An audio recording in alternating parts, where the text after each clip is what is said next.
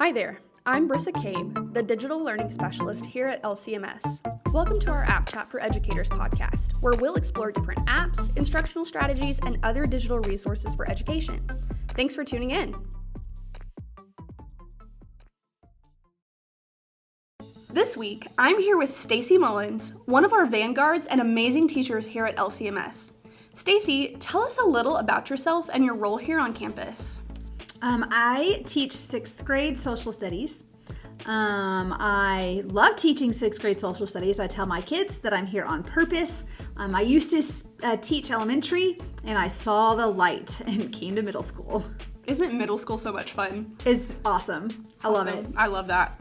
So, at the most recent Social Studies C3, you and I got to talking, and it came up about how it can sometimes be difficult to keep kids engaged and eager to learn, especially right around an upcoming break.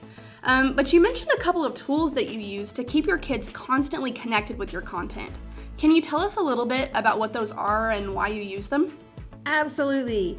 I really like to use Gimkit and Blooket.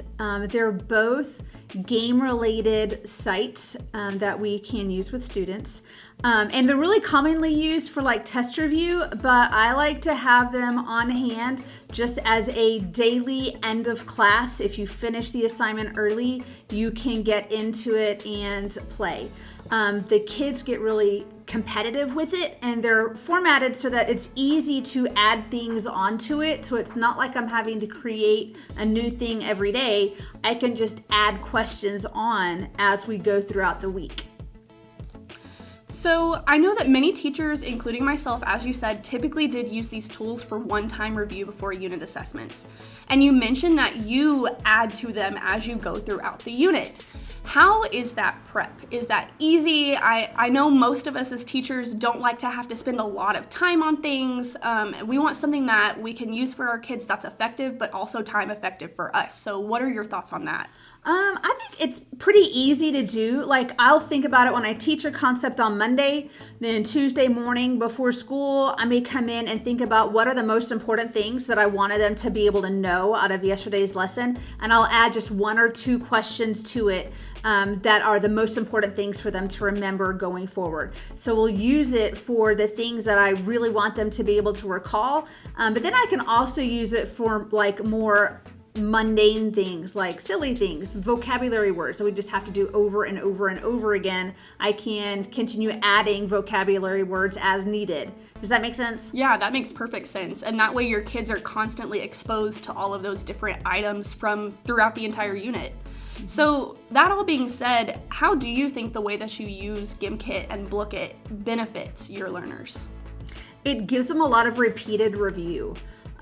Like the way our tests work in social studies, so much of it is using higher level thinking skills. But if you don't have the basic content knowledge, you can't apply and analyze when it comes time for the test later on. So by constantly having like repeated review and practicing recalling things, they start automatically understanding things without even realizing they've been studying. It's kind of like sneaking studying in without them realizing that that's what they're doing, but on every day and not just cramming for a test. I feel like that's a great strategy, not necessarily tricking the kids into learning, but helping get them more engaged and really exploring that content in more and different ways.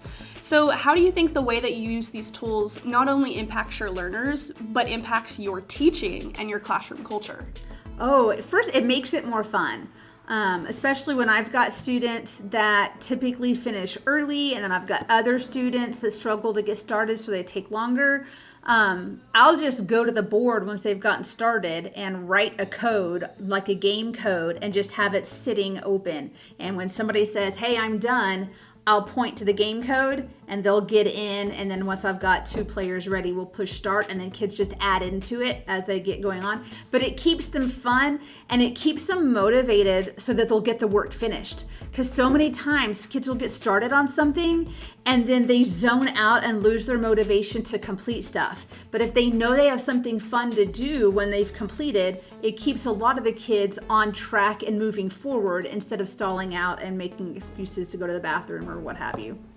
So in my experience using these tools, they are a lot of fun for me as the teacher to get to watch them completing them, but it's obviously fun for the kids. My question is though, how can you use these tools to differentiate in your classroom for your higher level learners and for those who need a little bit more? It takes a little bit more time on the creation side, but there are times when I'll create 2 different game sets that word questions differently. Like, for instance, with vocabulary, if the question prompt is the definition and they're then picking the correct word to go with the definition, that's easier than giving them the word and having them find the correct definition. So my kids that need a challenge, I'm gonna give them a word and make them search, like really work through the definitions. My kids that need more help, I'll give them the definition and they're searching for the word. You can do that same, I do it with maps too. Like I'll create like mapping questions where there's like a specific region or a geographic feature or like a country colored in, and they have to either, like they'll see the picture and then have to pick the country, or I'll give them the country and they've got to pick the picture that matches the country. But it's kind of just looking at it in 2 different directions. Right. And while you have that social studies content looking at that 2 different directions, obviously this would be pretty easy to translate to any other content area, don't you think? Oh, absolutely. Oh, and some of them, the other really cool feature, Gimkit has this option where the kids create the quiz. The kids create it. It's called Gimkit Collab.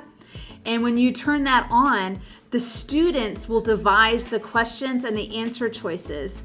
It connects to the teacher where the teacher can then either thumb up or thumb down it. If they've given a good solid question, you can accept it into the game.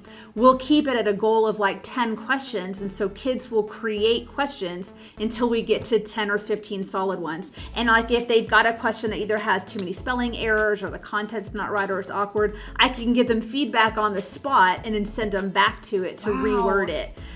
We haven't done it yet. Usually it's a second semester thing that I do with 6th graders, but it's a really cool feature, putting the like expectation on them to think like a test giver and create the question and the answer choices. That's awesome, and that's definitely something that I didn't know that Gimkit had. Yeah. And so that would be amazing to see what your kids could come up with. And just, I mean, it not only shows them in a different way of thinking, but it shows what they're learning and what they value and what they think is the most important stuff that's coming out of your class. Yeah. That's a pretty awesome feature. It's cool. They've also, and I haven't used this one yet, but it would be good for RLA. They have a Write That feature that is geared towards writing skills, and they're writing prompts through Gimkit. They've got a like a Pictionary setting where they're drawing. I think it's called Draw That, and in that game, you pick the person who's the drawer.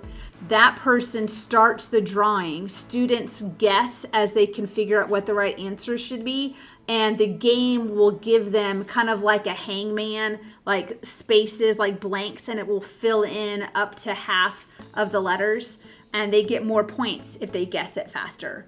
But that's super fun. The kids get, like when we're doing vocabulary quizzes, like they really love playing Draw That with vocabulary. And see, that is something that I think that a lot of us, when we think of gamified learning or gamified review, we just think of multiple choice competition quizzes. And so those kinds of features, I think, really benefit especially kids who have different types of intelligences and different types of strengths to bring to the table. So I'm really glad that you brought that up. Now, the only thing that I have to ask about Gimkit, I know it's something that we don't necessarily offer here at Lubbock Cooper, and it's something that you do have to pay for, but would you say that it's worth it? 100%. That is a subscription I will never let drop. That's awesome. It is. And I think that initially, like, you could get 5 games out of it, and that once you get started, explore with those 5, but it's worth every penny of paying for the pro subscription. And then Blooket, really, there's no difference. Like with Blooket, if you do Blooket Pro, you get access to some of the games earlier, like when they have a new setting. But they're really, to me, it's not a huge big deal, Pro or regular on Blooket. Gimkit definitely is worth getting the Pro subscription. And would definitely be something that people could probably look into with their departments, don't you think? One would hope. For sure. Well, Staci, thanks for sharing these tools today. I know our time was quick, but I really learned a lot about Gimkit and Blooket and how you use it. I'm sure that other teachers could definitely benefit from these, whatever version they're using. But what's most important is that the kids will benefit from it because they really seem engaged and eager to learn with these games in your class. Oh, because they're competitive. They like it when I play against them. Oh, that's like awesome. I play too sometimes. If I don't have anything else, if I'm not having to monitor too much, I'll get in and play with them, and that's really fun. Do you let them know that it's you playing, or do you keep yourself anonymous? Oh no, because we have to use first name only. Okay. No emojis. Like that's Gotcha. my rule for 6th grade. First name only, no emojis. And what actually is kind of cool, Gimkit has a feature where if you assign a live game to a specific class, because you can make classes in Gimkit, it will automatically connect with that kid through their iPad. So the only thing they can do is their first name and last initial. Okay. Because they're savvy with their emojis we all and know their that. nicknames. We all, I'm sure, have seen some of that savviness. Yeah, I just look at them and smile and say, no, first name only, no emojis. Probably a good strategy Yeah. for middle schoolers all around. So is there anything else you'd like to say about any of these tools or these strategies before we wrap up our time? I just hope people will try them out and give them a try. I love it for end of class. Just something fun to do as a reward if we finished class early. And the kids are motivated. It keeps them motivated to stay focused during class. So yeah, anybody that has questions, come see me. I'll invite you. You can come play with us sometime. Awesome. All right, Staci, thank you so much for joining in for this conversation today. I loved getting to talk with you about Gimkit and Blooket and how you use them to encourage and engage your learners. Awesome. Thanks for having me.